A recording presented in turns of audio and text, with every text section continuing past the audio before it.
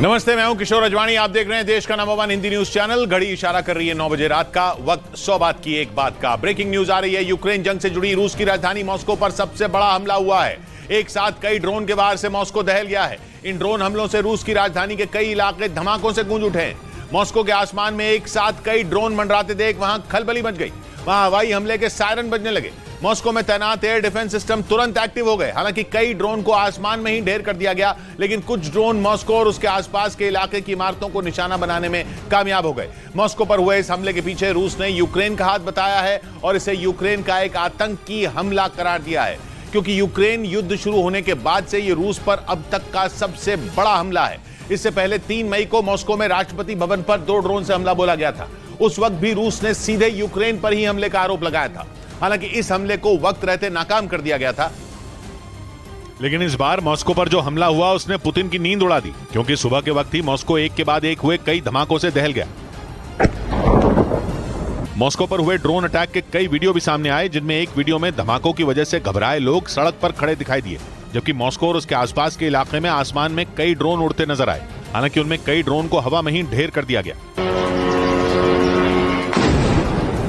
रूस के मीडिया के मुताबिक मॉस्को पर करीब 25 ड्रोन ने धावा बोला, जिनमें 13 ड्रोन मार गिराए गए, लेकिन कुछ ड्रोन अटैक करने में कामयाब रहे और उन्होंने 2 इमारतों को नुकसान पहुंचाया। मॉस्को के मेयर के मुताबिक इन हमलों में 2 लोग घायल हो गए।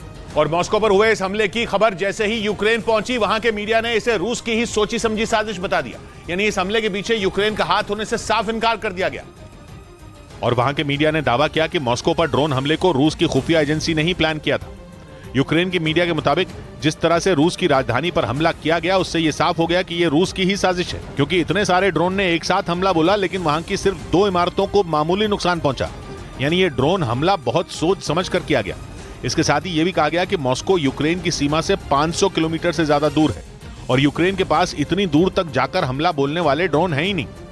यानी यूक्रेन अगर रूस की राजधानी को निशाना बनाने की सोच भी ले तो वो ऐसा कर नहीं पाएगा। लेकिन रूस के मीडिया ने दावा किया कि मॉस्को अगर UJ-22 नाम के ड्रोन से हमला किया गया तो जो 800 किलोमीटर तक उड़ान भर सकता है। इस ड्रोन को यूक्रेन की कंपनी बनाती है, जिसका दफ्तर कीव में है। यानी रूस के मीडिया ने यह साबित करने की कोशिश की कि मॉस्को पर हुए सबसे बड़े हमले के पीछे यूक्रेन ही है, और वहीं बने UJ-22 ड्रोन ने मॉस्को की इमारतों को निशाना बनाया। रूस के मीडिया के मुताबिक जिस UJ-22 ड्रोन से हमला बोला गया, वो 800 किलोमीटर तक उड़ान भरकर वार कर सकता है। इसके साथ ही ये ड्रोन 20 किलो तक विस्फोटक ले जाने में भी सक्षम है, और इसी ड्रोन का इस्तेमाल यूक्रेन ने मॉस्को को दहलाने के लिए किया। हालांकि अगर रूसी मीडिया के इस दावे में जरा भी सच्चाई है तो ये रूस के लिए एक बुरा सपना साबित हो सकता है, क्योंकि अगर इतनी लंबी दूरी तक वार करने वाला ड्रोन यूक्रेन के पास मौजूद है तो वो रूस की राजधानी मॉस्को को आने वाले वक्त में भी निशाना बना सकता है। उधर पश्चिमी मीडिया ने दावा किया कि मॉस्को पर हुए ड्रोन अटैक के बाद वैगनर ग्रुप के चीफ येवगेनी प्रिगोजिन रूस के रक्षा मंत्रालय पर जमकर बरसे। कुछ रोज पहले ही प्रिगोजिन ने बखमुत में मारे गए अपने लड़ाकों का ठीकरा रूसी रक्षा मंत्री सिर्गेई शोइगु पर फोड़ा था और उन पर जमकर अपनी भड़ास निकाली थी। येवगेनी प्रिगोजिन ने आरोप लगाया था कि सिर्गेई शोइगु के इशारे पर ही बखमुत में वैगनर ग्रुप के लड़ाकों को हथियारों की सप्लाई नहीं की गई थी। इसकी वजह से बड़ी संख्या में उनके लड़ाके मारे गए थे। और अब पश्चिमी मीडिया का दावा है कि मॉस्को पर हुए सबसे बड़े ड्रोन अटैक के बाद एक बार फिर येवगेनी प्रिगोजिन रूस के रक्षा मंत्रालय पर भड़क गए। उन्होंने आरोप लगाया कि मॉस्को पर हमले को रोकने के लिए रक्षा मंत्री सिर्गेई शोइगु कुछ भी नहीं कर रहे हैं और उनकी नाकामियों की वजह से लगातार यूक्रेन की सेना मॉस्को पर हमले कर रही है। ब्रेकिंग न्यूज है। दिल्ली में नाबालिग के मर्डर पर पुलिस सूत्रों का दावा है कि हत्या वाले दिन साहिल ने वीडियो कॉल पर लड़की से बात की थी। 2 बार वीडियो कॉल पर बात की गई थी और उसके बाद किसी बात पर लड़की ने साहिल का मजाक भी उड़ाया था, जिसकी एक ऑडियो रिकॉर्डिंग भी सामने आई, जिसमें लड़की की आवाज होने का दावा किया गया। इसके साथ ही यह भी दावा किया गया कि उस लड़की ने साहिल से ही बातचीत की थी। और सूत्रों के मुताबिक दावा किया गया कि आरोपी साहिल ने उस लड़की से हत्याकांड से एक दिन पहले वीडियो कॉल पर बात की थी, जो काफी देर तक होती रही। वहीं हत्याकांड वाले दिन यानी 28 मई को भी दोनों के बीच सुबह 2 बार वीडियो कॉल से बात हुई थी। बताया गया कि लड़की ने साहिल को 2 वॉइस नोट भी भेजे थे। दावा किया गया कि ये वॉइस नोट लड़की ने साहिल को उस वक्त भेजे थे जब लड़की के दोस्त अजय उर्फ झबरू ने साहिल को धमकी दी थी। इस बीच दिल्ली पुलिस नाबालिग लड़की की हत्या में इस्तेमाल किए गए हथियार की तलाश में जुट गई। 2 दिन पहले आरोपी साहिल ने चाकू से गोदकर लड़की की हत्या कर दी थी। पुलिस सूत्रों का दावा है कि आरोपी ने वारदात को अंजाम देने की प्लानिंग बहुत पहले से कर रखी थी और इसीलिए उसने करीब 15 दिन पहले चाकू खरीदा था। पुलिस सूत्रों के मुताबिक पिछले कई दिनों से आरोपी साहिल लड़की को मारने की फिराक में था उसे मौका मिला 28 मई को, जब वो लड़की रात करीब 8:30 बजे अपनी एक दोस्त के घर जाने के लिए निकली, जिसके बाद आरोपी ने उस पर हमला बोल दिया। पहले आरोपी ने उसे चाकू से गोदा और फिर उसे पत्थर से कुचल दिया। पुलिस सूत्रों का कहना है कि हत्या के बाद आरोपी निठाला पहुंचा और वहां पर उसने चाकू को फेंक दिया, जिसे ढूंढने के लिए पुलिस सर्च ऑपरेशन चला रही है। पुलिस का कहना है कि चाकू फेंकने के बाद आरोपी साहिल यूपी के बुलंदशहर चला गया था, जहां से पुलिस ने उसे गिरफ्तार कर लिया। वहीं दिल्ली पुलिस के सूत्रों ने यह दावा किया कि आरोपी साहिल कई लड़कियों के साथ संपर्क में था। आरोपी के कई दूसरी लड़कियों से जुड़े होने की यह जानकारी उसके इंस्टाग्राम चैट से मिली। और पुलिस सूत्रों का कहना है कि इसी वजह से नाबालिग लड़की साहिल से नाराज थी। पुलिस के मुताबिक उस नाबालिग लड़की का पहले एक बॉयफ्रेंड था, जिससे उसका ब्रेकअप हो गया था। इसके बाद वो आरोपी साहिल से जुड़ गई थी। दिल्ली पुलिस के सूत्रों का कहना है कि जब नाबालिग लड़की को साहिल की असलियत पता चली तो वो उससे दूर रहने लगी। उसे ये लगने लगा था कि साहिल उसे धोखा दे रहा है और इसी वजह से उसने साहिल से किनारा कर लिया। पुलिस का कहना है कि यही बात आरोपी को नागवार गुजर रही थी। वो उसे मनाने में जुटा था, लेकिन लड़की मानने के लिए तैयार नहीं थी। इसी वजह से आरोपी ने लड़की की हत्या की साजिश रची। उधर दिल्ली के रोहिणी के शाहबाद देरी इलाके में हुई नाबालिग लड़की की हत्या के पीछे लव ट्रायंगल भी बड़ी वजह हो सकती है। यह दावा दिल्ली पुलिस सूत्रों की तरफ से किया गया। हालांकि पुलिस आरोपी को रिमांड पर लेकर हत्याकांड की गुत्थी सुलझाने में जुटी है, लेकिन सूत्रों का दावा है कि लड़की की हत्या के पीछे लव ट्रायंगल एक बड़ी वजह हो सकती है। पुलिस सूत्रों के मुताबिक पूछताछ में साहिल ने बताया कि उस लड़की का अजय उर्फ झबरू नाम के लड़के के साथ अफेयर था, जिसकी वजह से वो लड़की उसे छोड़ना चाहती थी। लेकिन झबरू का कहना है कि उसका नाबालिग लड़की से कोई लेना देना नहीं था। वो मेरे पास 27 तारीख को आई थी। उसने बोला कि भैया ऐसी बात है, एक लड़का मेरे को टॉर्चर कर रहा है। झबरू ने दावा किया कि उसने साहिल को लड़की से दूर रहने के लिए कहा था। पुलिस सूत्रों का कहना है कि इसी वजह से साहिल को ये लगने लगा था कि झबरू की वजह से लड़की उससे दूर चली गई। इसी वजह से उसने जलन में उस लड़की की हत्या कर दी। इधर आरोपी साहिल के गुस्सैल और हिंसक बर्ताव की वजह से उसके घर वाले पिछले कुछ साल में कई बार अपना घर बदल चुके हैं। पुलिस सूत्रों का दावा है कि पूछताछ में साहिल ने यह बात कबूल की कि उसने गुस्से में आकर इस हत्याकांड को अंजाम दिया। यानी वो शुरू से ही गुस्सैल और हिंसक प्रवृत्ति का है। इसी वजह से उसके घरवाले पिछले कुछ साल में कई बार अपना घर बदल चुके हैं। इस बीच न्यूज़ 18 की टीम रोहिणी के शाहबाद देरी इलाके में मौजूद उस पते पर पहुंची जहां पहले साहिल का परिवार रहता था। पड़ोसियों से बातचीत के बाद ये पता चला कि साहिल के झगड़े की वजह से उसके परिवार को यहां से घर खाली करना पड़ा था। ये 2-2.5 साल पहले यहाँ रहते थे और फिर उसके बाद खाली कर दिया। रीजन तो पता नहीं, बहुत पहले एक बार ही लड़ाई हुई थी बस। पुलिस सूत्रों का यह भी दावा है कि कुछ महीने पहले भी साहिल के झगड़ों की वजह से उसके घर वालों को अपना घर बदलना पड़ा था। इस बीच दिल्ली पुलिस अब नाबालिग लड़की की बेरहमी से हत्या करने वाले आरोपी साहिल के दिमाग की जांच करवाएगी, क्योंकि जिस तरीके से उसने सरेआम सड़क पर उस लड़की की हत्या की, उसे देखकर लोगों की रूह कांप गई।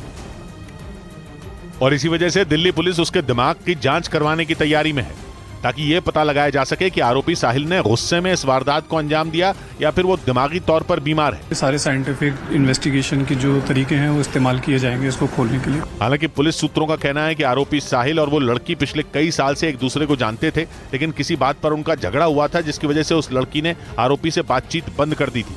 पुलिस सूत्रों का दावा है कि इसी वजह से साहिल उससे नाराज था। उसने कई बार लड़की को मनाने की कोशिश भी की, लेकिन जब वो नहीं मानी तो उसने उसकी बेरहमी से हत्या कर दी। उधर दिल्ली पुलिस के सूत्रों के मुताबिक आरोपी साहिल ने पूछताछ के दौरान नाबालिग लड़की की हत्या का जुर्म कबूल कर लिया। 2 दिन पहले 28 मई को दिल्ली के रोहिणी के शाहबाद देरी इलाके में आरोपी साहिल ने नाबालिग लड़की की हत्या कर दी थी, जिसका सीसीटीवी वीडियो देखने के बाद लोग खौफ से भर गए थे, क्योंकि आरोपी ने पहले उस नाबालिग लड़की को चाकुओं से बुरी तरह गोदा और फिर उसने कई बार उस पर पत्थर से हमला किया। देखकर ऐसा लगा जैसे वो लड़की से किसी बात का गुस्सा निकाल रहा हो। और अब पुलिस सूत्रों का दावा है कि आरोपी साहिल ने पूछताछ में नाबालिग लड़की की बेरहमी से हत्या करने का जुर्म कबूल कर लिया है। यही नहीं, उसने ये भी माना कि गुस्से में उसने लड़की की हत्या की और उसे इस बात का कोई पछतावा नहीं है। पुलिस यह कड़ियां जोड़ने की कोशिश कर रही है कि आखिरकार कैसे इसने इस पूरे हत्याकांड को अंजाम दिया। पुलिस सूत्रों के मुताबिक पूछताछ में आरोपी ने बताया कि पिछले कई दिनों से वो लड़की उसे नजरअंदाज कर रही थी, जिससे वो बुरी तरह चिढ़ा हुआ था। इस बीच दिल्ली में नाबालिग लड़की की सड़क पर हुई हत्या की खबर सुनकर प्रधानमंत्री नरेंद्र मोदी भावुक हो गए। बीजेपी सांसद हंसराज हंस ने लड़की के घर वालों से मुलाकात करने के बाद ये जानकारी दी और उन्होंने ये बताया कि रोहिणी के शाहबाद देरी इलाके में लड़की की बेरहमी से हुई हत्या की खबर सुनकर प्रधानमंत्री नरेंद्र मोदी भावुक हो गए। प्रधानमंत्री जी तो खुद इतने भावुक हो गए, इतना वो तो हमेशा बेटियों का तो खबर भी नहीं ऐसी सुन सकते देख सकते। बीजेपी सांसद हंसराज हंस ने लड़की के घर वालों से मुलाकात की और उन्हें हर मुमकिन मदद का भरोसा दिया। यही नहीं, उन्होंने आर्थिक मदद के तौर पर लड़की के घर वालों को 1 लाख रुपए का चेक भी दिया। वहीं दिल्ली में हुई नाबालिग लड़की की हत्या का जिक्र बागेश्वर धाम के महाराज धीरेन्द्र शास्त्री ने भी कर दिया। अहमदाबाद में उन्होंने इस घटना की बात करते हुए इसे लव जिहाद बताया और एक बार फिर अपने भक्तों से हिंदू राष्ट्र बनाने के लिए आगे आने की अपील कर दी। इस अमानवीय कृत्य के खिलाफ हैं और ऐसे लोगों को जवाब देने के लिए अब हिंदुओं को चूड़ियां पहनकर नहीं, घर से बाहर निकलना ही पड़े। न्यूज 18 से बात करते हुए धीरेन्द्र शास्त्री ने साफ कहा कि वो सनातन धर्म के लिए बोलना बंद नहीं करेंगे। भगवान नाम से शांति मिलती है क्या अशांति, ये उनको निर्णय करना चाहिए। दिल्ली में हुई नाबालिग की निर्मम हत्या के मामले की जांच दिल्ली पुलिस लव जिहाद के एंगल से भी कर रही है। उधर जम्मू कश्मीर के अनंतनाग में आतंकियों ने एक शख्स को गोलियों से भून डाला। आतंकियों ने जिसे अपना शिकार बनाया उसका नाम दीपू था और वो जम्मू कश्मीर के उधमपुर जिले का रहने वाला था। माना जा रहा है कि आतंकी जम्मू कश्मीर में हुई G20 की बैठक से बौखलाए हुए हैं और इसी बौखलाहट में उन्होंने घाटी में एक और टारगेट किलिंग की और घर से दूर रोजी रोटी कमाने आए दीपू नाम के एक शख्स को गोलियों से भून डाला, जिसके बाद उसे अस्पताल ले जाया गया जहां उसकी मौत हो गई। इस घटना को जम्मू कश्मीर में हुई G20 की बैठक से जोड़कर देखा जा रहा है, क्योंकि इससे घाटी में आतंकवाद की जड़ें उखड़ने लगी। टारगेट किलिंग के इस मामले ने घाटी को एक बार फिर हिलाकर रख दिया, जिसके बाद आतंकियों को पकड़ने के लिए सेना ने सर्च ऑपरेशन शुरू कर दिया। इस बीच अनंतनाग में आतंकियों की कायराना हरकत के विरोध में जम्मू कश्मीर के लोगों का गुस्सा भड़क गया उठा और वो दीपू की हत्या के विरोध में सड़कों पर उतर आए और दीपू की टारगेट किलिंग करने वाले आतंकवादियों को जल्द से जल्द पकड़ने की मांग की। श्रीनगर में लोगों ने हत्या के विरोध में हाथों में तख्तियां लेकर प्रदर्शन किया और घाटी में आतंकी घटनाओं को रोकने की मांग की।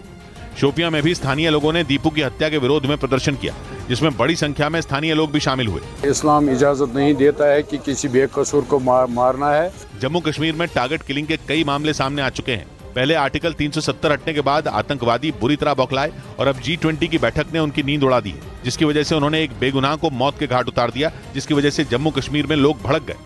इधर जम्मू कश्मीर के अनंतनाग में आतंकियों ने हत्या की वारदात को अंजाम दिया। इस घटना पर जम्मू कश्मीर की सभी राजनीतिक पार्टियों ने दुख जताया और इस घटना की निंदा की। असल में जम्मू कश्मीर के अनंतनाग में आतंकियों ने दीपू नाम के शख्स की गोली मारकर हत्या कर दी, जिससे लोगों का गुस्सा फूट पड़ा और उन्होंने पाकिस्तान के खिलाफ नारेबाजी की। इस घटना पर जम्मू कश्मीर की सभी राजनीतिक पार्टियों ने शोक जताया। डेमोक्रेटिक आजाद पार्टी के अध्यक्ष गुलाम नबी आजाद ने इस घटना को मानवता के लिए अभिशाप बताया। वहीं जम्मू कश्मीर के पूर्व सीएम उमर अब्दुल्ला ने भी इस घटना की निंदा की। पीडीपी की नेता महबूबा मुफ्ती ने भी घटना पर दुख जताया। उधर ईरान के संगठन ईरान लिबरेशन फ्रंट ने आरोप लगाया कि ईरान और तालिबान के झगड़े के पीछे पाकिस्तान की खुफिया एजेंसी ISI की साजिश है। एक रोज पहले ही तालिबान ने भारी संख्या में हथियार और अपने लड़ाकों को ईरान की सीमा पर तैनाती के लिए भेजा, क्योंकि 27 मई को हेलमंद नदी के पानी को लेकर ईरान की सेना और तालिबानी लड़ाकों के बीच जोरदार झड़प हुई थी, जिसमें ईरान के 2 सैनिक और एक तालिबानी लड़ाके की मौत हो गई थी। और अब इसी झड़प के बाद ईरान के संगठन ईरान लिबरेशन फ्रंट ने आरोप लगाया कि अफगानिस्तान और ईरान के बीच ISI दुश्मनी पैदा कर रहा है। सबूत के तौर पर ईरान लिबरेशन फ्रंट ने पकड़े गए एक तालिबानी लड़ाके का वीडियो भी जारी किया, जिसमें उसने बताया कि ISI ने अफगानिस्तान को ईरान पर हमले के लिए कहा है और ऐसा नहीं करने पर पाकिस्तान ने ड्रोन हमले की धमकी दी है। ISI की इस साजिश के सामने आने के बाद ईरान लिबरेशन फ्रंट ने पाकिस्तान पर हमले की धमकी दे दी। इस बीच पाकिस्तान के मीडिया ने दावा किया कि शहबाज सरकार 9 मई को ही हिंसा के लिए इमरान खान से माफी मंगवा सकती है। ये संकेत पाकिस्तान के वित्त मंत्री ने दिए। इससे पहले इमरान पाकिस्तान सरकार से बातचीत की पेशकश कर चुके हैं, जिसे शहबाज सरकार ने ठुकरा दिया था। लेकिन अब पाकिस्तान के वित्त मंत्री ने कुछ और ही संकेत दिए। पाकिस्तान के मीडिया ने दावा किया कि सरकार और इमरान खान के बीच बातचीत हो सकती है, क्योंकि पाकिस्तान के वित्त मंत्री इसहाक डार ने बयान दिया कि सियासी हालात ठीक करने के लिए इमरान से बात हो सकती है, लेकिन इससे पहले उन्हें एक शर्त पूरी करनी होगी और 9 मई को पाकिस्तान में हुई हिंसा के लिए माफी मांगनी होगी। डार का यह संकेत ऐसे समय में सामने आया जब इमरान खान की बातचीत वाली पेशकश को शहबाज सरकार ने ठुकरा दिया था। लेकिन अब ऐसा लग रहा है कि पाकिस्तान की सरकार इमरान को घुटनों पर लाने की कोशिश में है। कम से कम वहां के वित्त मंत्री के बयान से तो ऐसा ही लगा। वहीं पाकिस्तान के पूर्व प्रधानमंत्री इमरान खान ने वहां के स्वास्थ्य मंत्री अब्दुल कादिर पटेल को मानहानि का नोटिस भेज दिया। असल में अल कादिर ट्रस्ट केस में इमरान खान की हुई गिरफ्तारी के बाद उनका यूरिन सैंपल लिया गया था, जिसकी रिपोर्ट सामने आने के बाद अब्दुल कादिर पटेल ने इमरान खान पर ड्रग्स का सेवन करने का आरोप लगा दिया था। साथ ही अब्दुल कादिर ने इमरान की मेडिकल रिपोर्ट में किसी भी तरह के फ्रैक्चर के जिक्र न होने का भी दावा किया था। बताया गया कि पाकिस्तान के स्वास्थ्य मंत्री अब्दुल कादिर पटेल के इसी दावे पर इमरान खान भड़क गए और उन्होंने मानहानि का नोटिस भेज दिया। नोटिस भेजने के अलावा इमरान ने अब्दुल कादिर से माफी मांगने की भी बात कही है। उधर यूरोप में पुतिन के दोस्त सर्बिया और नेटो के साथी कोसोवो के बीच फिर तलवारें खिंच गई। इस बार तो उत्तरी कोसोवो में रहने वाले सर्ब समुदाय के लोग वहां मौजूद नेटो की शांति सेना पर ही टूट पड़े। कोसोवो में अप्रैल में लोकल काउंसिल के चुनाव हुए थे, जिनमें अल्बेनियाई मूल के मेयर चुनाव जीत गए। इसी बात पर सर्ब समुदाय के लोगों का पारा चढ़ गया और उन्होंने नेटो की शांति सेना पर धावा बोल दिया। सर्ब समुदाय के लोग उत्तरी कोसोवो की एक म्युनिसिपल बिल्डिंग के बाहर जुट गए ताकि चुनाव जीते नए मेयर को दफ्तर में घुसने ही न दिया जाए। इसी चक्कर में उनकी नेटो के सैनिकों से हाथापाई हो गई।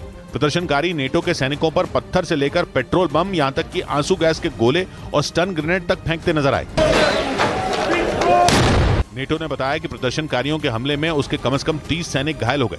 इस पर सर्बिया ने भी दावा ठोक दिया कि सर्ब समुदाय के भी 50 से ज्यादा लोग जख्मी हुए, जिसका समर्थन करने के लिए चीन भी कूद पड़ा। सर्बिया रूस का साथी है और चीन रूस का दोस्त है। ऐसे में चीन भी इस लड़ाई में सर्बिया के साथ खड़ा हो गया और चीन ने साफ साफ कह दिया कि वो सर्बिया की अपनी संप्रभुता की रक्षा की कोशिश का पूरा समर्थन करता है। कोसोवो के जिस उत्तरी हिस्से में हंगामा मचा है वो सर्बिया की सीमा से लगता है और वहाँ सर्ब समुदाय के लोग बहुसंख्यक हैं। कोसोवो पहले सर्बिया का ही हिस्सा था, मगर 2008 में उसने खुद को एक आजाद देश घोषित कर दिया, लेकिन सर्बिया कोसोवो को अपना हिस्सा मानता है। चीन भी कोसोवो को अलग देश नहीं मानता और कोसोवो में बसे सर्ब समुदाय के लोग भी सर्बिया को ही अपना देश मानते हैं। इसी वजह से उन्होंने उत्तरी कोसोवो में लोकल काउंसिल चुनाव का बहिष्कार किया था। इस बीच यूक्रेन के मीडिया के मुताबिक उसकी राजधानी कीव में रूस की सेना ने बड़ा ड्रोन हमला कर दिया, जिसके बाद कीव में अलर्ट जारी कर दिया गया, क्योंकि ये कोई ऐसा वैसा हमला नहीं था, बल्कि एक इमारत पर किया गया जोरदार हमला था, जिसकी वजह से वहां हड़कंप मच गया। हमले का जो वीडियो सामने आया उसमें शहर के बीचों बीच एक इमारत में विस्फोट होता हुए दिखाई दिए, जिन्हें कई किलोमीटर दूर से भी साफ देखा जा सकता था।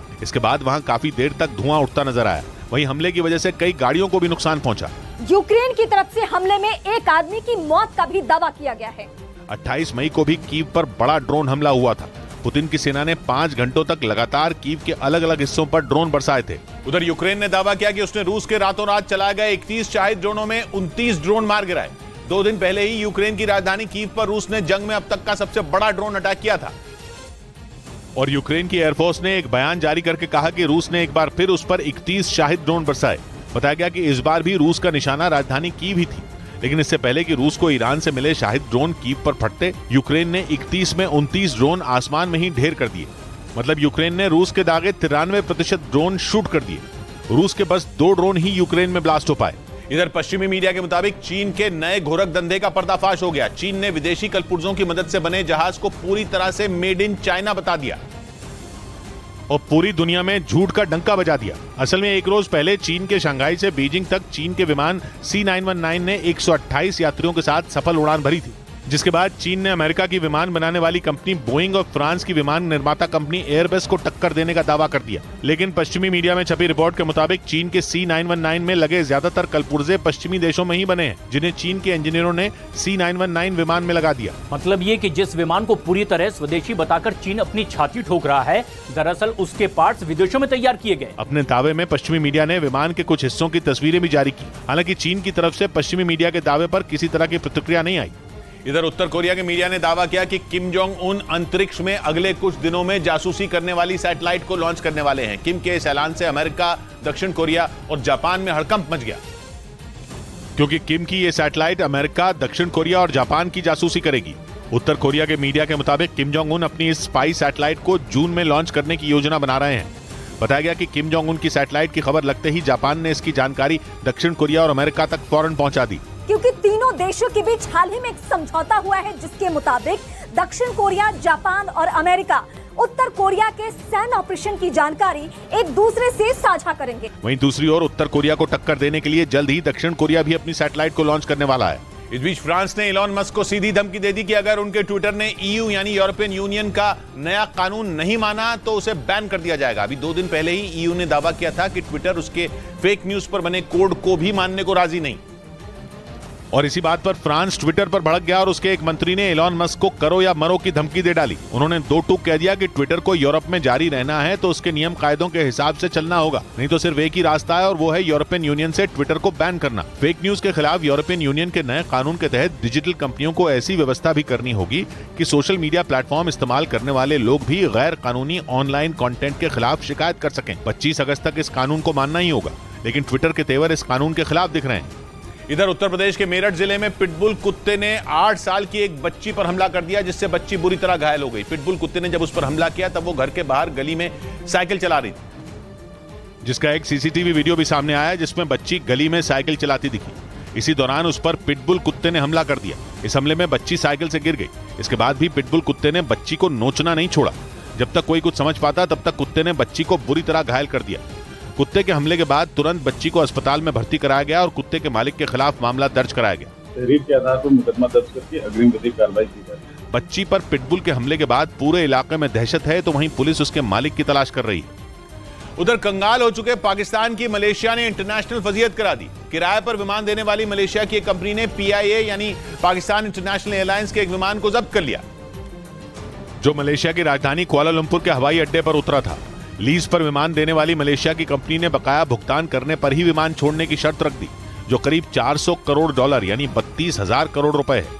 ये पहली दफा नहीं है जब PIA के विमान को जब्त किया गया। इससे पहले साल 2021 में भी पाकिस्तान इंटरनेशनल एयरलाइंस के विमान को बकाया भुगतान न करने पर जब्त कर लिया गया था, जिसे करीब 51 करोड़ रुपए चुकाने पर 12 दिन बाद छोड़ा गया था। असल में पाकिस्तान के हालात ऐसे हो गए हैं कि वो किराए पर हवाई जहाज लेकर अपनी साख बचाने में जुटा है। पाकिस्तान ने साल 2015 में 2 विमान लीज पर लिए थे, लेकिन हर बार वो किस्त चुकाने में नाकाम रहा। इस बीच पाकिस्तान के कब्जे वाले कश्मीर में विद्रोह हो गया। वहां मुजफ्फराबाद में वेतन नहीं मिलने से नाराज सैकड़ों सरकारी कर्मचारी बगावत पर उतर आए और सड़कों पर उतरकर जोरदार विरोध प्रदर्शन किया, जिसमें सरकार के खिलाफ जमकर नारेबाजी की गई। जानकारी के मुताबिक मुजफ्फराबाद के सचिवालय में तैनात कर्मचारियों का वेतन कई महीनों से अटका पड़ा है, क्योंकि दावा है कि कंगाली से जूझ रही पाकिस्तान की सरकार के पास इतने भी पैसे नहीं हैं कि वो वक्त पर अपने कर्मचारियों को वेतन दे पाए, जबकि महंगाई ने वहां पहले ही लोगों की कमर तोड़ रखी है। मुलाजिम के लिए जीना तो क्या मरना भी मुश्किल हो चुका है। गुस्साए प्रदर्शनकारियों ने चेतावनी दी कि वो सरकार के खिलाफ तब तक डटे रहेंगे जब तक उन्हें वेतन नहीं मिल जाता। उधर पाकिस्तान में जनता ने शहबाज सरकार के खिलाफ विद्रोह का बिगुल बजा दिया।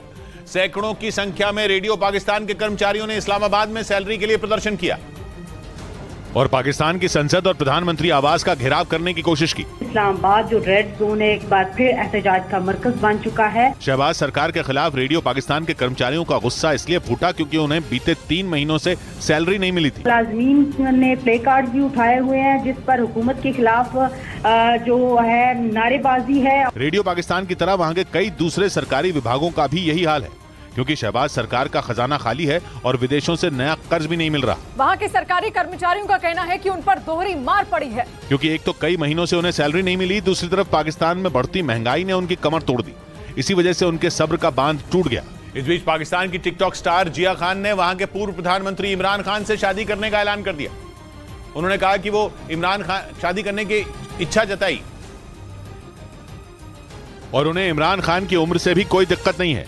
यही नहीं, उन्होंने ये भी कहा कि वो उनकी चौथी बीवी बनना चाहती हैं और इसके लिए इमरान खान और उनकी पत्नी बुशरा बीबी की शादी तुड़वाना चाहती हैं। I want to break Imran Khan शादी, उसकी लाइफ में थोड़ा सा ब्रेक चाहिए।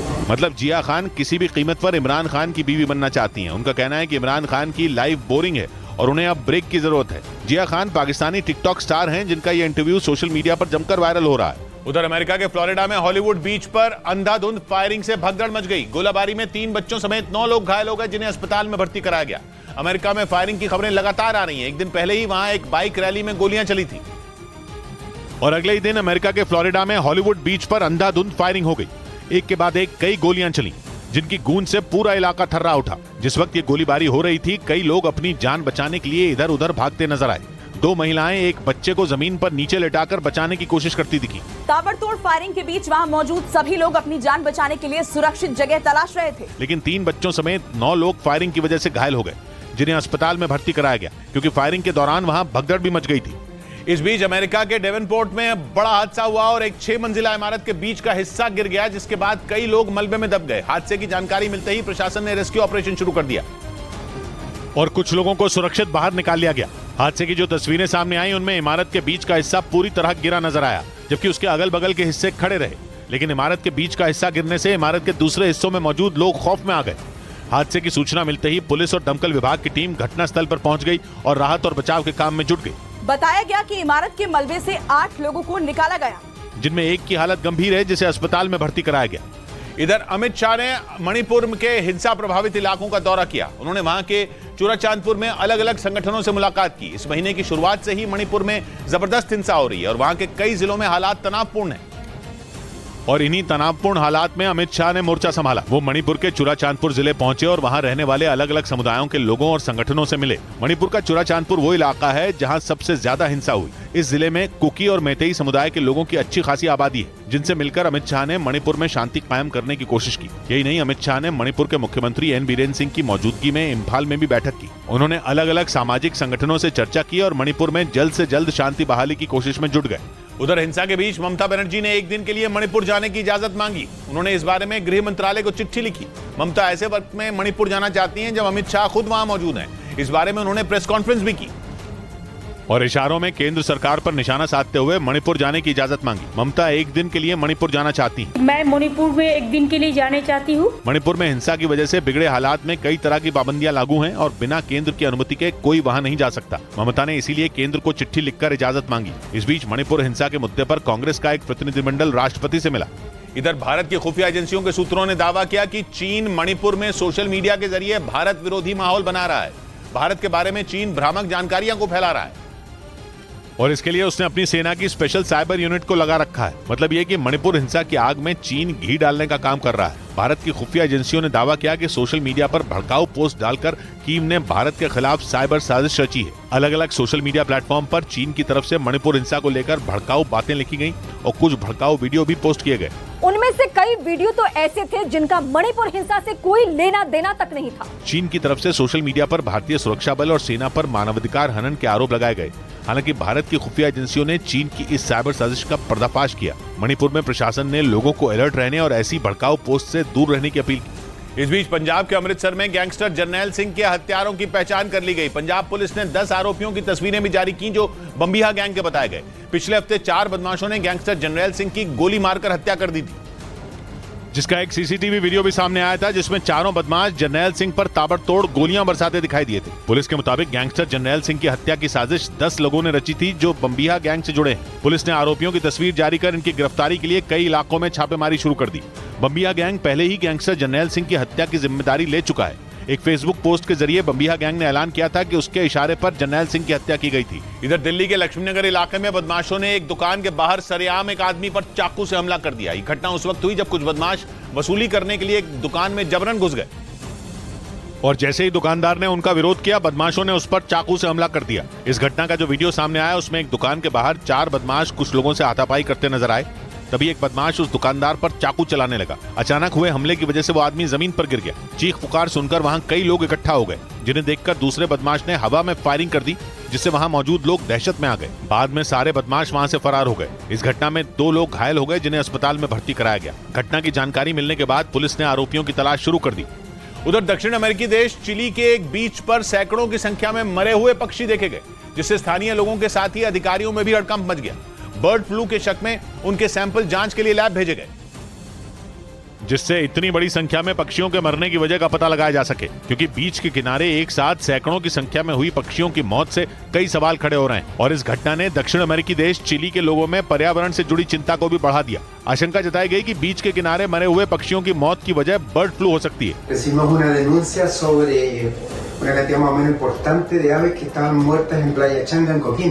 अधिकारियों ने स्थानीय लोगों को चेतावनी भी जारी की और 2 टूक कहा कि वो पक्षियों को इकट्ठा न करें क्योंकि इससे बर्ड फ्लू फैल सकता है। इस बीच अमेरिका को टक्कर देने के लिए चीन ने अपने 3 अंतरिक्ष यात्रियों को अंतरिक्ष के सफर पर रवाना कर दिया। चीन के मीडिया के मुताबिक कुछ रोज पहले शिनजोंग अंतरिक्ष यान का सफल ट्रायल किया गया था, जिसके बाद चीन के टिएनगोंग स्पेस सेंटर से शिनजोंग अंतरिक्ष यान को अंतरिक्ष में भेज दिया गया, जिसमें चीन के 3 नागरिक सवार थे। उनकी इस अंतरिक्ष यात्रा का वीडियो भी चीन के मीडिया ने जारी कर दिया। इससे पहले अगस्त 2022 में चीन ने गंसू प्रांत में मौजूद जियोचिन सैटेलाइट लॉन्च सेंटर से अपने अंतरिक्ष यान को लॉन्च किया था, जिसके बाद से ही चीन अंतरिक्ष में बड़े मिशन की तैयारी में जुट गया था। क्योंकि इलॉन मस्क की कंपनी स्पेसएक्स का रॉकेट अंतरिक्ष के सफर पर यात्रियों को लेकर रवाना हो गया है। ऐसे में चीन ने इसे चुनौती के तौर पर लिया, क्योंकि वो इस मामले में भी अमेरिका की बराबरी करना चाहता है। वहीं चीन और अमेरिका के बीच तनाव उस वक्त बढ़ गया जब दोनों देशों के रक्षा मंत्रियों की बैठक रद्द होने की खबर आई। अगले महीने दोनों देशों के रक्षा मंत्री सिंगापुर में आपसी मुद्दों पर बातचीत के लिए मिलने वाले थे, लेकिन उससे पहले ही चीन ने इस बैठक को रद्द कर दिया। बैठक रद्द करने की वजह अब तक साफ नहीं है, लेकिन माना जा रहा है कि दोनों देशों के बीच पिछले 1 महीने से चल रही ट्रेड वॉर इसका कारण बन गई। चिप बनाने वाली चीन की कंपनियों और चीन में निवेश करने वाली कंपनियों पर अमेरिका ने बैन लगाया हुआ है। अमेरिका के पीछे चलते हुए जापान ने भी ऐसा ही बैन लगा दिया, जिसका बड़ा असर चीन की अर्थव्यवस्था पर पड़ रहा है। चीन की सरकार की तरफ से बैठक रद्द करने की सूचना सीधा अमेरिका के रक्षा मंत्रालय को चिट्ठी लिखकर दी गई। उधर कनाडा के जंगलों में लगी आग बुझने का नाम ही नहीं ले रही, जिसके बाद आग बुझाने के लिए कनाडा में अमेरिका से मदद मांगी, क्योंकि आग जंगलों में लगातार फैलती ही जा रही है। वहां के जंगलों में लगी आग को बुझाने के लिए दमकल कर्मियों ने पूरी ताकत झोंक दी। इसके साथ ही हेलीकॉप्टरों की भी मदद ली गई, लेकिन इसके बावजूद आग पर काबू नहीं पाया जा सका। इसीलिए आग बुझाने के लिए अब सेना को उतारने की तैयारी कर ली गई है। कनाडा के प्रधानमंत्री जस्टिन ट्रूडो ने जल रहे जंगलों पर चिंता जताई और एक ट्वीट भी किया। इसके साथ ही कनाडा सरकार ने अमेरिका से भी मदद मांगी, क्योंकि कनाडा के नोवा स्कोशिया के जंगलों में आग लगातार बढ़ती ही जा रही है। इस आग की वजह से 788 हेक्टेयर से ज्यादा जंगल जलकर राख हो गया। वहीं दम घोंट देने वाले काले धुएं की वजह से हवा में प्रदूषण का स्तर भी काफी बढ़ गया। इस बीच रूस ने अमेरिकी सांसद लिंडसे ग्राहम के खिलाफ अरेस्ट वारंट जारी कर दिया। रूस का आरोप है कि लिंडसे ग्राहम ने यूक्रेन के जंग में मारे गए रूसी सैनिकों की मौत का मजाक उड़ाया और खुशी जताते हुए यह कह दिया कि अमेरिका के पैसे का जंग में सही इस्तेमाल हुआ। अमेरिकी सांसद लिंडसे ग्राहम ने 26 मई को ज़ेलेंस्की से मुलाकात की थी। इसी दौरान उन्होंने रूसी सैनिकों की मौत पर यह बयान दिया, जिसके बाद रूस बुरी तरह भड़क गया। उसने अमेरिकी सांसद के बयान को शर्मिंदगी भरा करार दिया और उनके खिलाफ गिरफ्तारी वारंट जारी कर दिया। रूस के इस अरेस्ट वारंट पर लिंडसे ग्राहम ने भी जवाब दिया। उन्होंने चुनौती दी कि वो इंटरनेशनल क्रिमिनल कोर्ट में जाएंगे और पुतिन को उनसे वहीं आकर मिलना चाहिए। पुतिन को ये चुनौती देकर लिंडसे ग्राहम ने रूस के जले पर नमक छिड़कने का काम किया, क्योंकि इसी कोर्ट ने युद्ध अपराध के आरोप में पुतिन के खिलाफ वारंट जारी किया हुआ है। इधर देश में आतंकवादी गतिविधियों के खिलाफ कार्रवाई करने वाली एजेंसी एनआईए ने आतंकी लखबीर सिंह रोड़े पर पर्दाफाश किया। चार्जशीट में एनआईए ने बताया कि पंजाब के अलग अलग हिस्सों को दहलाने का प्लान था और इसके लिए देश में विस्फोटक की तस्करी की थी, जिसका इस्तेमाल 23 दिसंबर 2021 को Ludhiana court complex bomb blast में किया गया था। इस आतंकी घटना में एक की मौत हुई थी और 6 लोग घायल हुए थे। एनआईए ने लुधियाना ब्लास्ट मामले में आतंकी लखबीर सिंह को मास्टरमाइंड बताया, जो इस वक्त पाकिस्तान में रह रहा है। हालांकि पिछले साल दिसंबर में आतंकी लखबीर सिंह के साथी हरप्रीत सिंह को दिल्ली से गिरफ्तार किया गया था, जिस पर देश में विस्फोटक सप्लाई करने में लखबीर की मदद करने का आरोप था। लखबीर सिंह रोड़े आतंकी संगठन ISYF यानी इंटरनेशनल सिख यूथ फेडरेशन का मुखिया है। उधर यूक्रेन ने दावा किया कि बखमुत में उसकी सेना ने बड़ी संख्या में रूसी सैनिकों को मार गिराया। मतलब बखमुत में ज़ेलेंस्की की फौज रूस पर भारी पड़ रही है।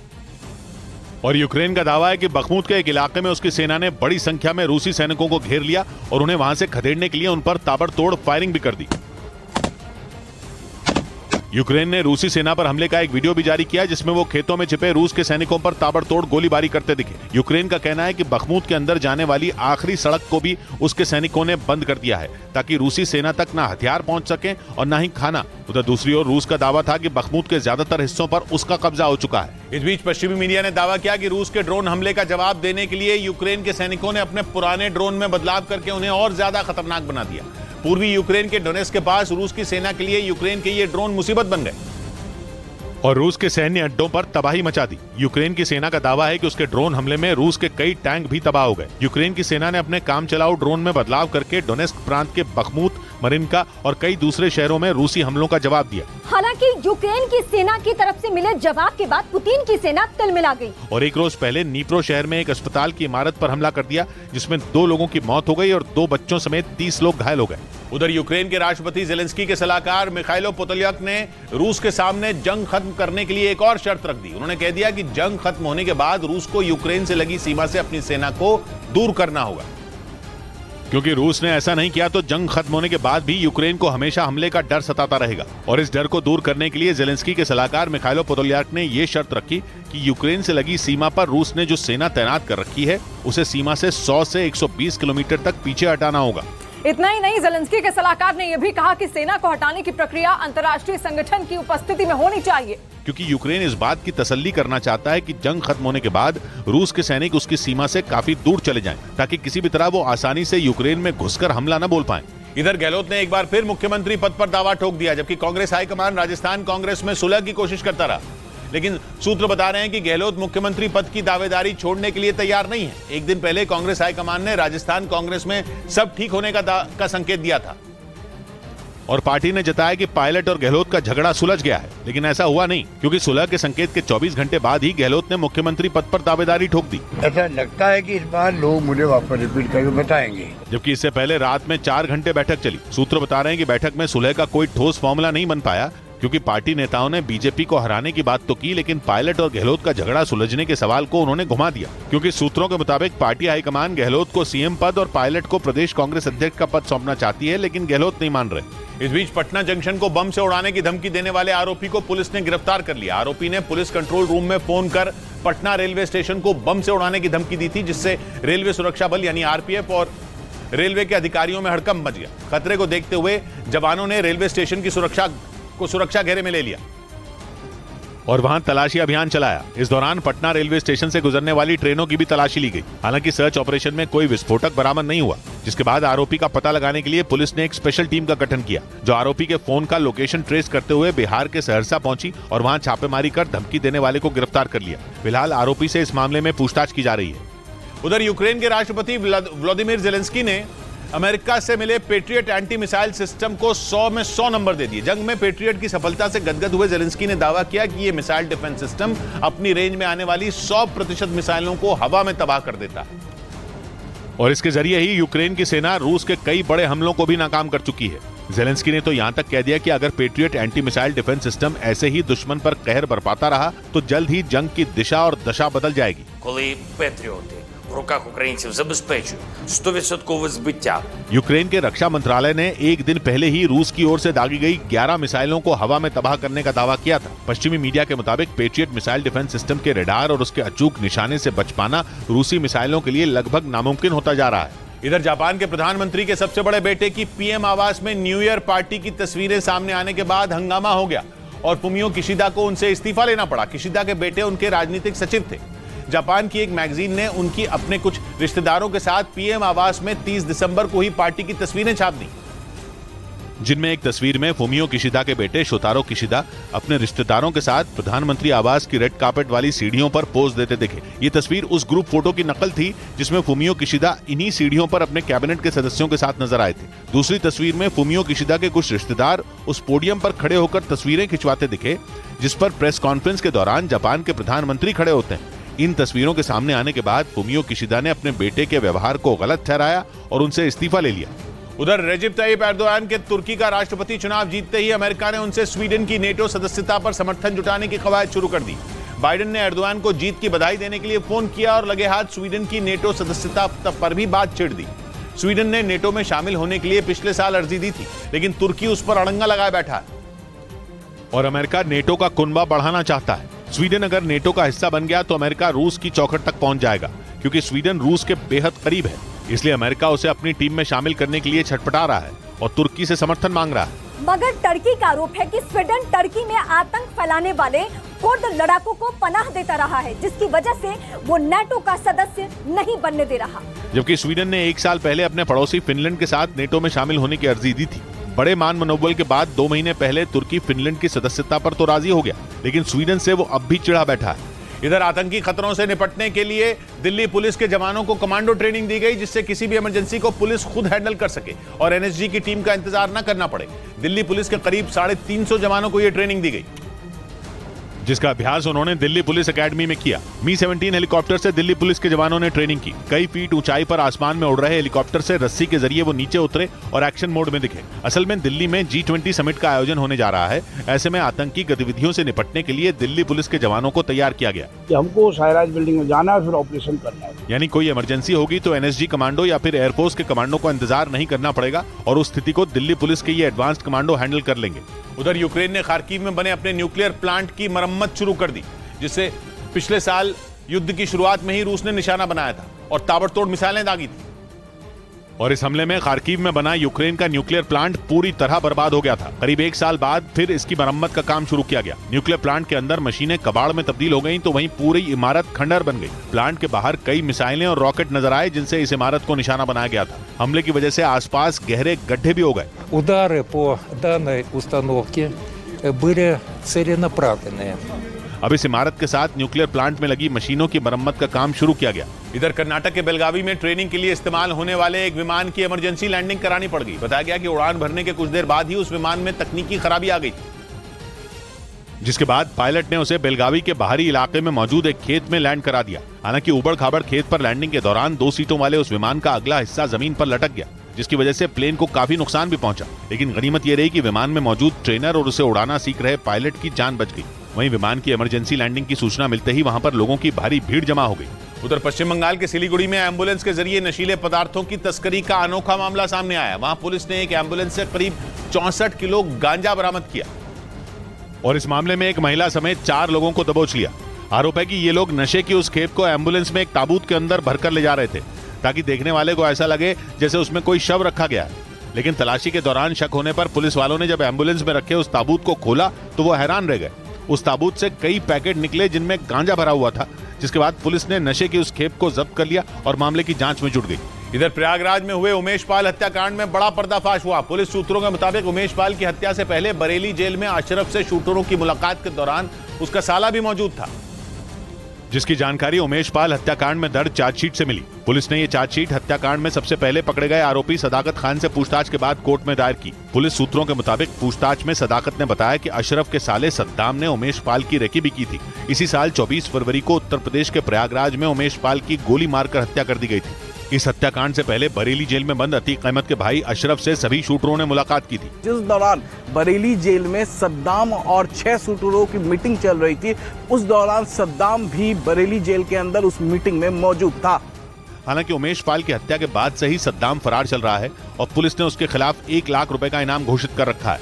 उधर जम्मू श्रीनगर नेशनल हाईवे पर बड़ा हादसा हो गया। वहां पंजाब के अमृतसर से कटरा जा रही एक तेज रफ्तार बस खाई में गिर गई। इस हादसे में 10 लोगों की मौत हो गई, जबकि 55 लोग घायल हो गए। इन सभी लोगों का रेस्क्यू किया गया और उन्हें खाई से बाहर निकाला गया, जिसके बाद सभी घायलों को अस्पताल में भर्ती कराया गया। लेकिन मृतकों के शव को निकालने में पुलिस और सेना के जवानों को काफी दिक्कत हुई। बस में सवार 75 यात्री अमृतसर से वैष्णो देवी जा रहे थे, लेकिन बस कटरा के पास हादसे का शिकार हो गई।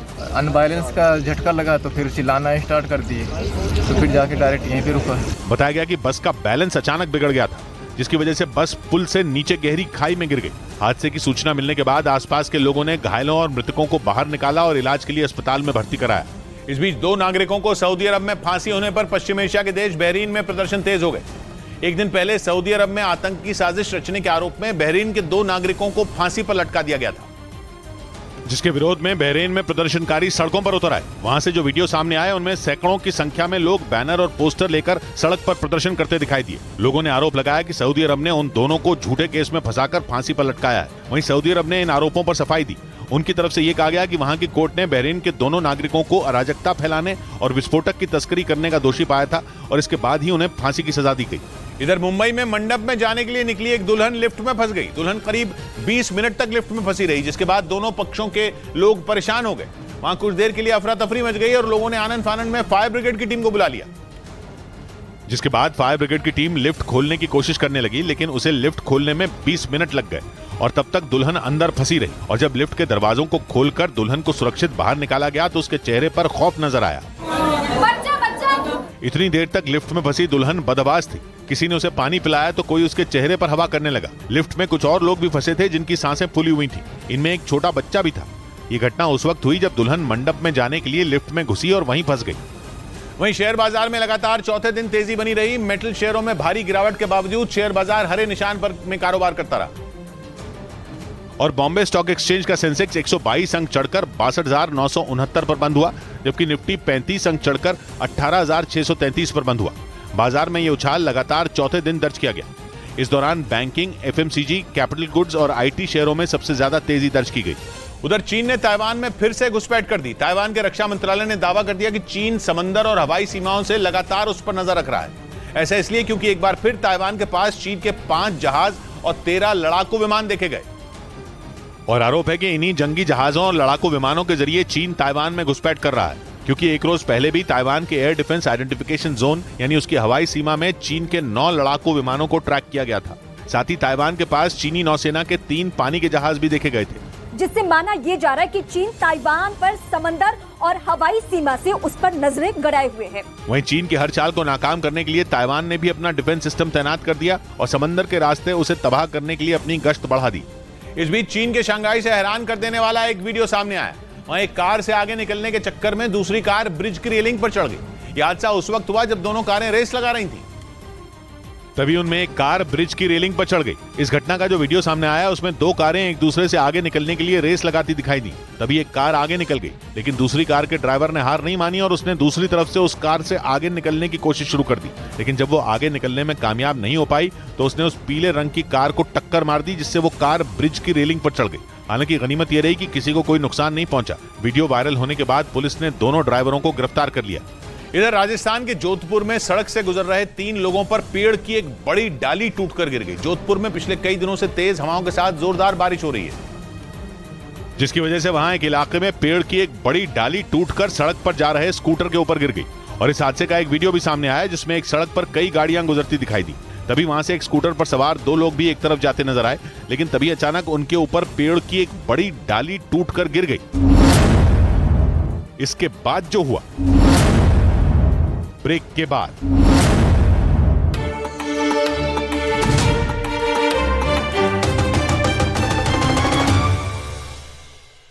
यानी यूक्रेन अगर रूस की राजधानी को निशाना बनाने की सोच भी ले तो वो ऐसा कर नहीं पाएगा। लेकिन रूस के मीडिया ने दावा किया कि मॉस्को अगर UJ-22 नाम के ड्रोन से हमला किया गया तो जो 800 किलोमीटर तक उड़ान भर सकता है। इस ड्रोन को यूक्रेन की कंपनी बनाती है जिसका दफ्तर कीव में है। यानी रूस के मीडिया ने यह साबित करने की कोशिश की कि मॉस्को पर हुए सबसे बड़े हमले के पीछे यूक्रेन ही है और वहीं बने UJ-22 ड्रोन ने मॉस्को की इमारतों को निशाना बनाया। रूस के मीडिया के मुताबिक जिस UJ-22 ड्रोन से हमला बोला गया वो 800 किलोमीटर तक उड़ान भरकर वार कर सकता है। इसके साथ ही ये ड्रोन 20 किलो तक विस्फोटक ले जाने में भी सक्षम है और इसी ड्रोन का इस्तेमाल यूक्रेन ने मॉस्को को दहलाने के लिए किया।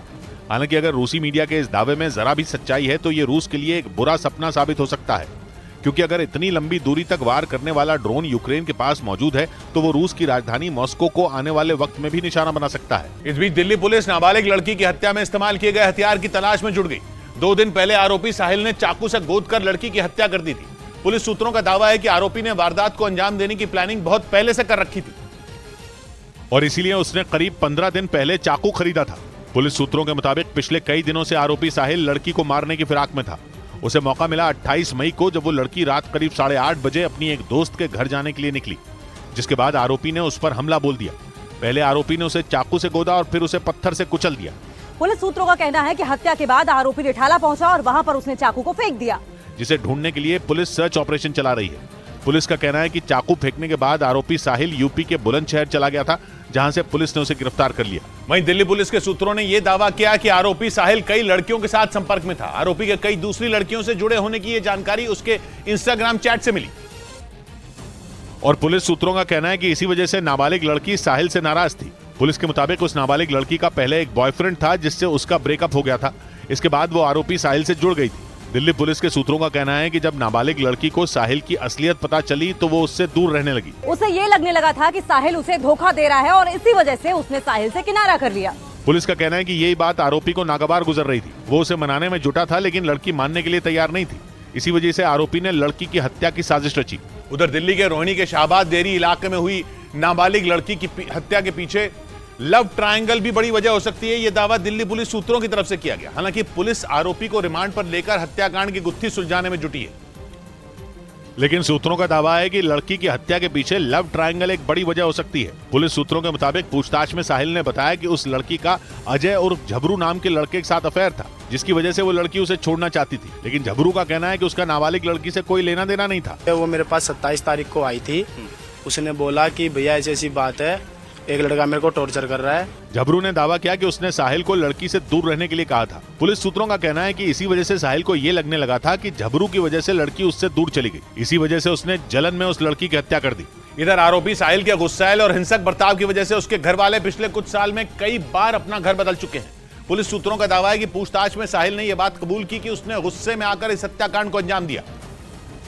यानी वो शुरू से ही गुस्सैल और हिंसक प्रवृत्ति का है। इसी वजह से उसके घर वाले पिछले कुछ साल में कई बार अपना घर बदल चुके हैं। इस बीच न्यूज 18 की टीम रोहिणी के शाहबाद देरी इलाके में मौजूद उस पते पर पहुंची जहां पहले साहिल का परिवार रहता था। पड़ोसियों से बातचीत के बाद ये पता चला कि साहिल के झगड़े की वजह से उसके परिवार को यहाँ से घर खाली करना पड़ा था। ये 2-2.5 साल पहले यहाँ रहते थे और फिर उसके बाद खाली कर दिया। रीजन तो पता नहीं, बहुत पहले एक बार ही लड़ाई हुई थी बस।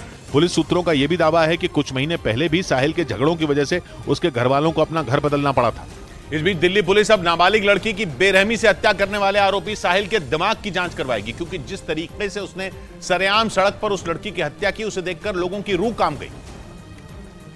और इसी वजह से दिल्ली पुलिस उसके दिमाग की जांच करवाने की तैयारी में है, ताकि यह पता लगाया जा सके कि आरोपी साहिल ने गुस्से में इस वारदात को अंजाम दिया या फिर वो दिमागी तौर पर बीमार है। सारे साइंटिफिक इन्वेस्टिगेशन के जो तरीके हैं वो इस्तेमाल किए जाएंगे इसको खोलने के लिए। हालांकि पुलिस सूत्रों का कहना है कि आरोपी साहिल और वो लड़की पिछले कई साल से एक दूसरे को जानते थे, लेकिन किसी बात पर उनका झगड़ा हुआ था जिसकी वजह से उस लड़की ने आरोपी से बातचीत बंद कर दी थी। पुलिस सूत्रों का दावा है कि इसी वजह से साहिल उससे नाराज था। उसने कई बार लड़की को मनाने की कोशिश भी की, लेकिन जब वो नहीं मानी तो उसने उसकी बेरहमी से हत्या कर दी। उधर दिल्ली पुलिस के सूत्रों के मुताबिक आरोपी साहिल ने पूछताछ के दौरान नाबालिग लड़की की हत्या का जुर्म कबूल कर लिया। 2 दिन पहले 28 मई को दिल्ली के रोहिणी के शाहबाद देरी इलाके में आरोपी साहिल ने नाबालिग लड़की की हत्या कर दी थी, जिसका सीसीटीवी वीडियो देखने के बाद लोग खौफ से भर गए थे, क्योंकि आरोपी ने पहले उस नाबालिग लड़की को चाकुओं से बुरी तरह गोदा और फिर उसने कई बार उस पर पत्थर से हमला किया।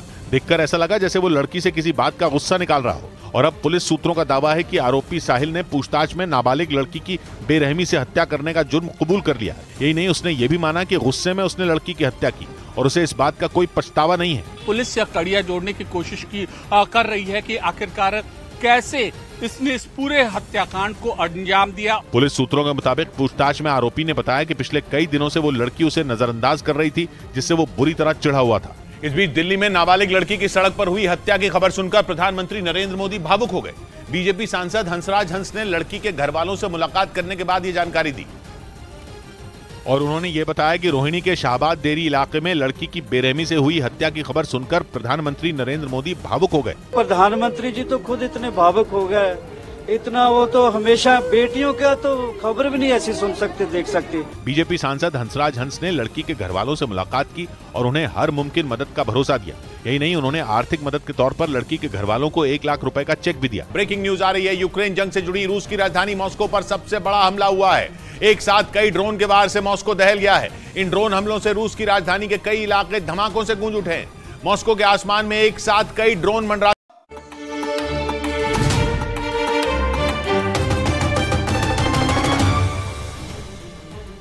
ब्रेकिंग न्यूज आ रही है इजराइल के कब्जे वाले वेस्ट बैंक से, जहां इजराइल की सेना की एक गाड़ी पर फिलिस्तीन के नागरिकों ने हमला कर दिया। इजराइल के सैनिक खुफिया जानकारी मिलने के बाद वेस्ट बैंक में हमास के 2 लड़ाकों को ढूंढने के लिए पहुंचे थे, लेकिन उन्हें फिलिस्तीन के नागरिकों ने घेर लिया और उन पर पत्थर बरसा दिए। फिलिस्तीन के नागरिकों ने इजराइल की सेना को रोकने के लिए सड़क पर टायर भी जलाए।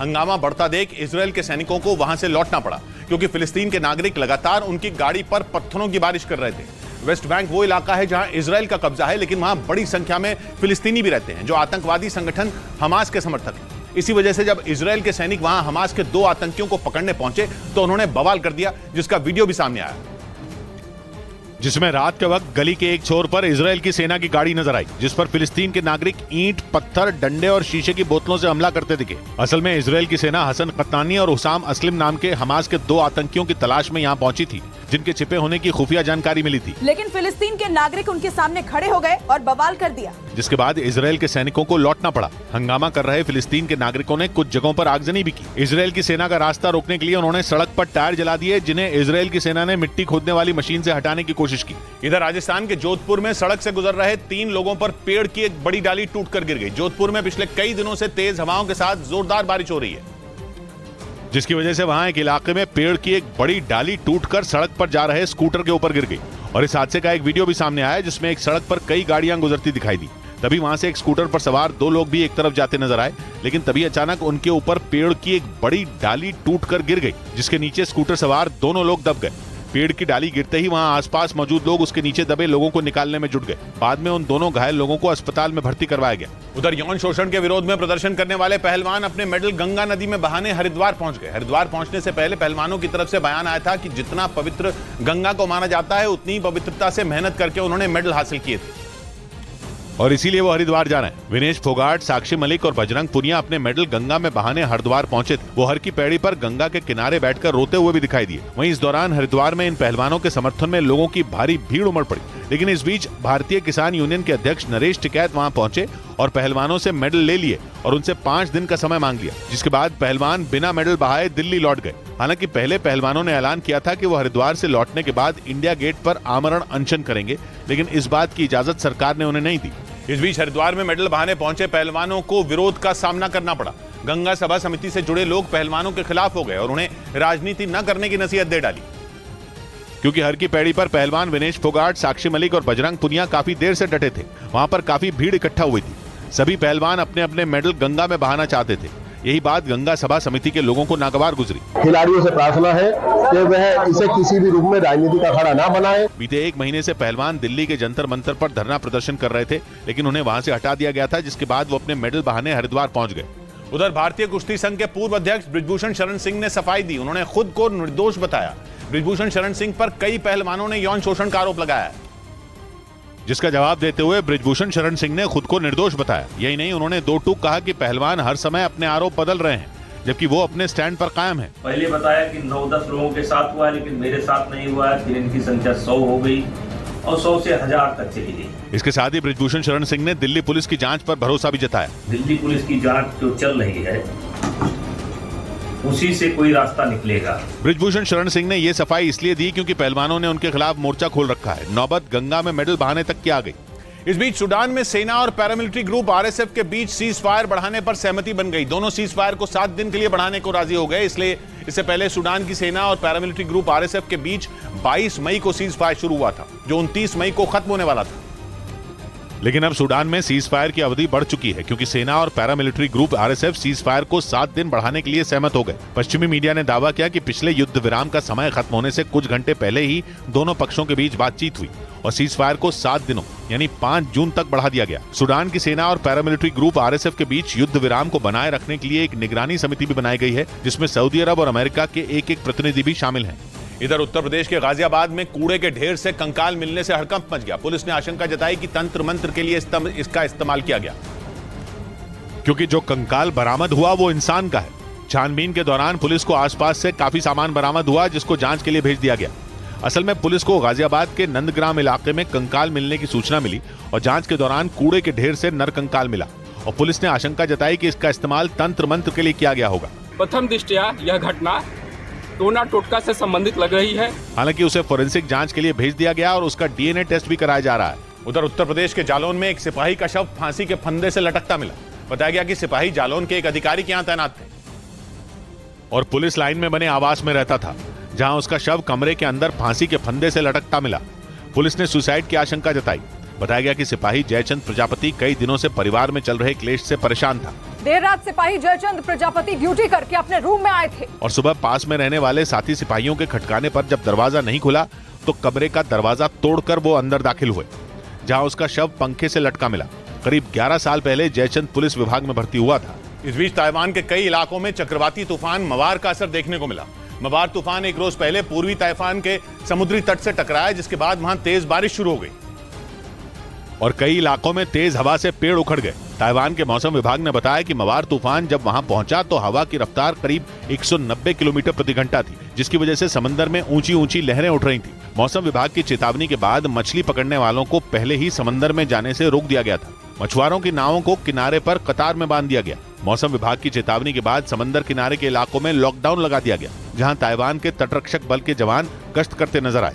उधर जापान पर चक्रवाती तूफान मवार का खतरा मंडरा रहा है। पिछले हफ्ते पश्चिमी प्रशांत क्षेत्र में गुआम द्वीप पर तबाही मचाने के बाद मवार तूफान की रफ्तार धीमी पड़ गई थी, लेकिन इसके बावजूद वो जहां जहां से गुजरा उसने तबाही मचा दी। एक रोज पहले मवार तूफान ताइवान के पूर्वी तट से टकराया, जिसके बाद अब वो तेजी से दक्षिणी जापान की तरफ बढ़ रहा है और जापान के मौसम विभाग के मुताबिक एक रोज बाद वो वहां के ओकिनावा में समुद्री तट से टकरा सकता है। इस दौरान हवा की रफ्तार 190 किलोमीटर प्रति घंटे से लेकर 220 किलोमीटर प्रति घंटे हो सकती है। हालांकि मवार तूफान आने से पहले ही जापान में समंदर किनारे के कई शहरों में बारिश शुरू हो गई थी। जापान के मौसम विभाग ने लोगों को सुरक्षित जगहों पर जाने के निर्देश जारी कर दिए। मवार तूफान गुआम द्वीप, फिलीपींस और ताइवान में तबाही मचाने के बाद अब जापान की तरफ बढ़ रहा है। इधर मध्य प्रदेश के ग्वालियर में 13 साल का एक बच्चा एक कुएं में गिर गया, जिससे उसकी मौत हो गई। यह हादसा उस वक्त हुआ जब वो बच्चा एक शादी समारोह में शामिल होने पहुंचा था, लेकिन खेलते खेलते वो वहां मौजूद एक कुएं में गिर गया। 13 साल के बच्चे के कुएं में गिरने का पता चलते ही वहां हड़कंप मच गया। देखते ही देखते कई लोग उस कुएं के पास इकट्ठा हो गए और रस्सी की मदद से उस बच्चे को निकालने की कोशिश करने लगे, लेकिन तमाम कोशिशों के बाद भी बच्चा कुएं से बाहर नहीं आ सका। घटना की सूचना मिलने के बाद पुलिस और फायर ब्रिगेड की टीम पहुंच गई, जिसके बाद उस लड़के को क्रेन की मदद से बाहर निकाला गया। बच्चे को कुएं से निकालने के बाद अस्पताल में भर्ती कराया गया, जहां इलाज के दौरान उसकी मौत हो गई। इस बीच पश्चिमी मीडिया ने दावा किया कि स्वीडन के समंदर में एक खास तरह की वेल दिखी जो रूस की जासूस हो सकती है, क्योंकि इससे पहले 2019 में नॉर्वे के तट पर भी ऐसी ही एक वेल दिखाई दी थी, जिसे नॉर्वे ने रूस की जासूसी वेल बताया था।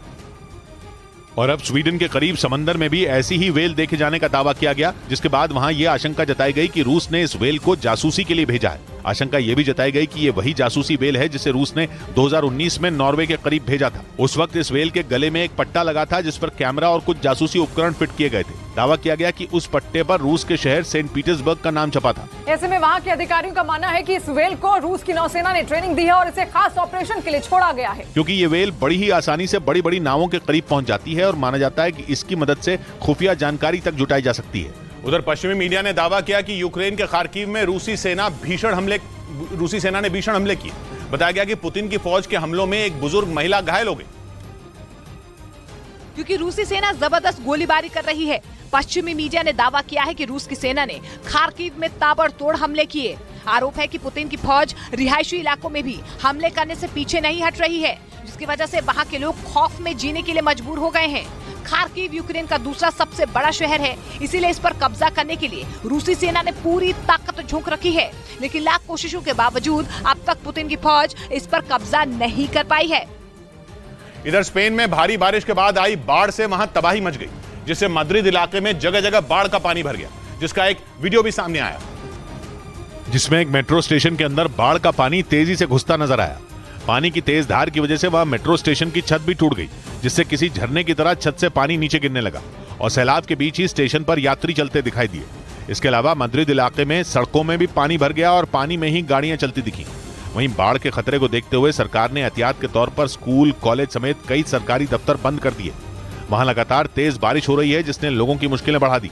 उधर दक्षिणी पूर्वी यूरोप के देश रोमानिया में बाढ़ से हालात बेकाबू हो गए। बाढ़ की वजह से नदियों का पानी रिहायशी इलाकों में घुस गया और तबाही मचा दी। पानी की रफ्तार इतनी तेज थी कि ऐसा लगा मानो सड़क पर तेज रफ्तार नदी बह रही हो। बाढ़ के पानी में सड़क पर खड़ी गाड़ियां डूबी नजर आईं। रोमानिया के मौसम विभाग ने जानकारी दी कि एक रोज पहले वहां महज 20 मिनट के अंदर भीषण बारिश हो गई और ऐसा लगा मानो बादल फट गया हो, जिसके बाद पश्चिमी रोमानिया के रेसिटा शहर में भयानक बाढ़ आ गई। सड़कों पर और गलियों में पानी भर गया। प्रशासन की तरफ से लोगों को अपने घरों में सुरक्षित रहने के निर्देश जारी कर दिए गए और राहत बचाव की टीम को बाढ़ प्रभावित इलाकों में भेज दिया गया।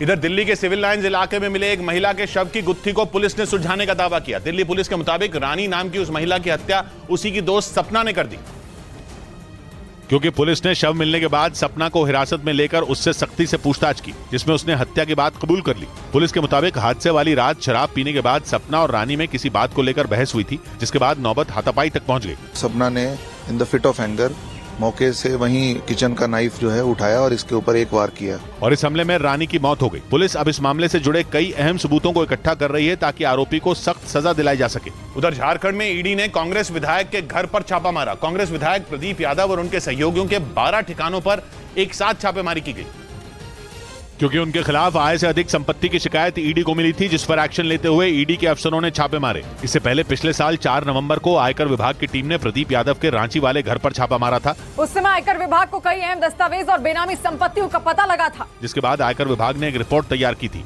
सूत्रों के मुताबिक इसी रिपोर्ट के आधार पर अब ईडी ने कांग्रेस विधायक प्रदीप यादव और उनके करीबियों पर शिकंजा कसना शुरू कर दिया।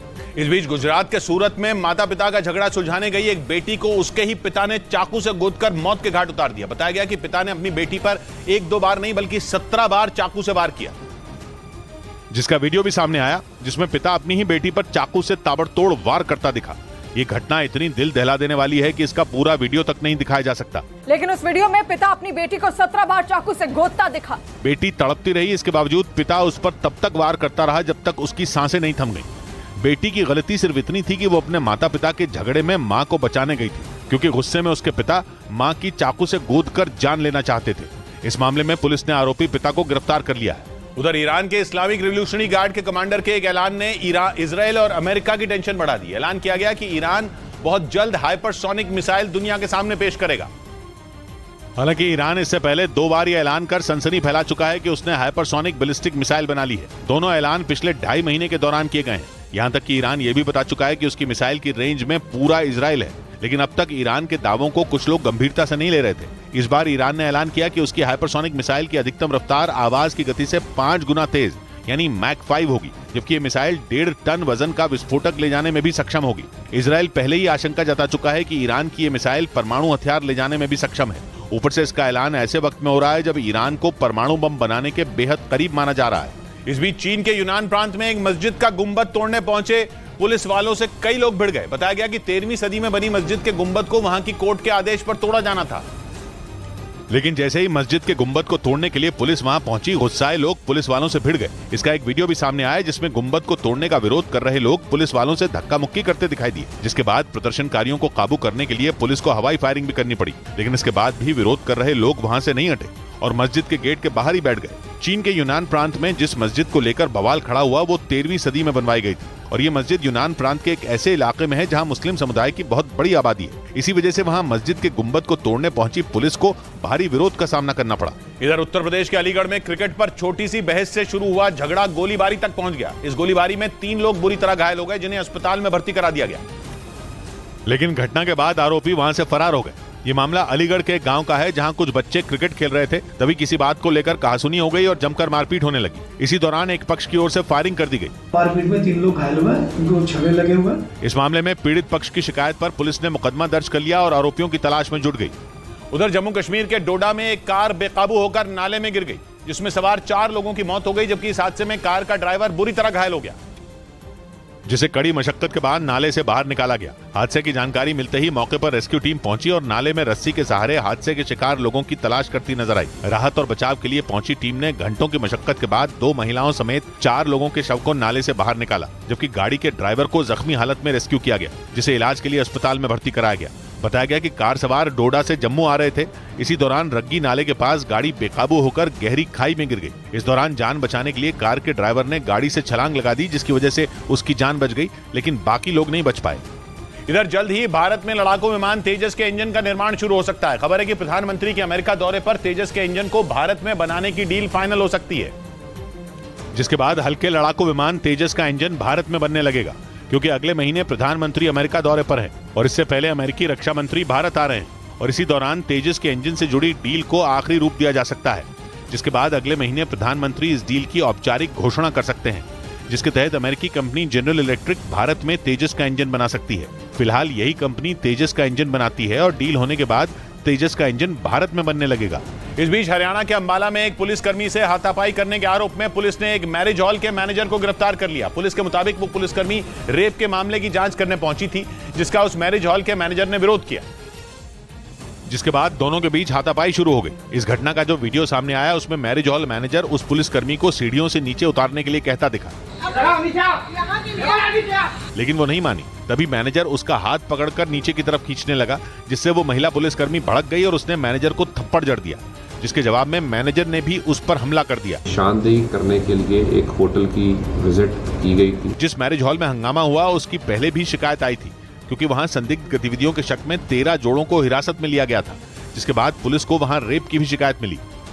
उधर महाराष्ट्र के नासिक में दर्दनाक सड़क हादसा हो गया, जहां कार बेकाबू होकर पुल से नीचे गिर गई, जिसमें कार में सवार 3 लोगों की मौके पर ही मौत हो गई और 7 लोग गंभीर रूप से घायल हो गए, जिन्हें इलाज के लिए अस्पताल में भर्ती कराया गया। बताया गया कि कार में सवार सभी लोग मालेगांव जा रहे थे और इसी दौरान नांदगांव में ड्राइवर को झपकी आने से कार का बैलेंस बिगड़ गया, जिसके बाद कार पुल से नीचे नदी में गिर गई, जिससे कार के परखचे उड़ गए और हादसे में एक बच्ची समेत परिवार के 3 लोगों की मौत हो गई। इससे पहले घटना की जानकारी मिलते ही पुलिस मौके पर पहुंची और घायलों को अस्पताल पहुंचाया गया। हादसे के वक्त कार में एक बच्ची समेत 10 लोग सवार थे, जो एक ही परिवार के थे। बताया गया कि ये लोग जालना से शादी समारोह में शामिल होकर लौट रहे थे। इस मामले में पुलिस ने कार के ड्राइवर के खिलाफ केस दर्ज कर लिया।